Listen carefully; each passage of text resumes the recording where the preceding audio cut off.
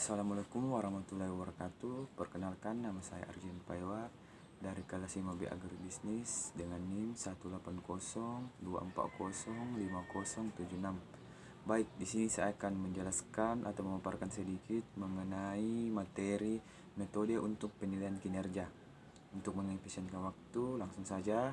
Yang pertama yang kita bahas itu mengenai pengertian penilaian kinerja.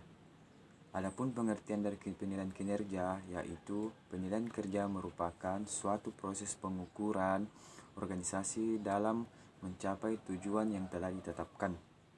Kita lanjut poin kedua, yaitu tujuan penilaian kinerja.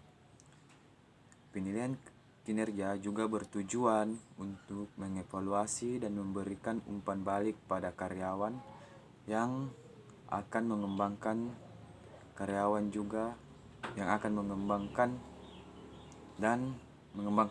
dan juga keefektifan organisasi. Kemudian poin ketiga itu syarat efektivitas penilaian kinerja. Adapun beberapa syarat keefektifan penilaian kinerja, yaitu yang pertama itu relevan, yang kedua sensitivity, yang ketiga reliability, yang ketiga stability, yang keempat predictability. Kita lanjut poin yang keempat, yaitu metode penilaian kinerja. Adapun metode kinerja ada beberapa, yaitu rating scales, yaitu penilaian kinerja pegawai dengan menggunakan skala untuk mengukur faktor-faktor kinerja. Kemudian critical incidents, yaitu evaluator mencatat mengenai apa saja perilaku dan pencapaian terbaik dan terburuk karyawan. Kemudian essay, menulis deskripsi mengenai kekuatan dan kelemahan karyawan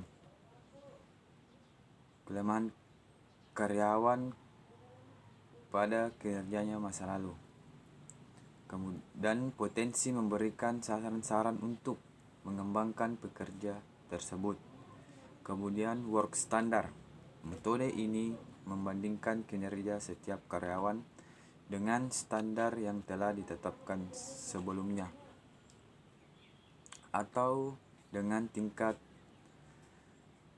keluaran yang diharapkan.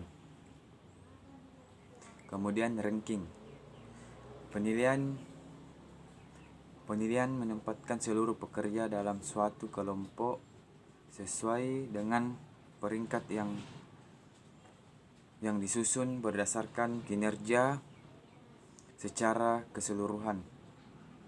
Kita lanjut poin kelima, yaitu poin terakhir, jenis-jenis metode penilaian kinerja.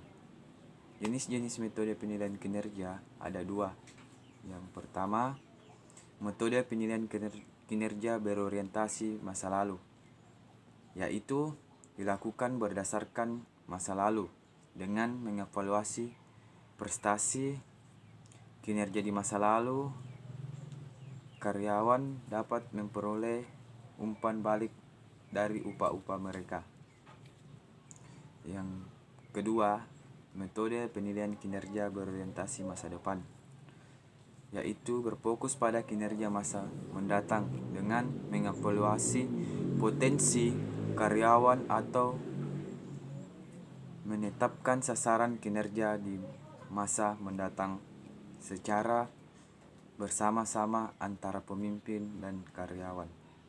Mungkin itu saja yang bisa saya jelaskan dari materi ini.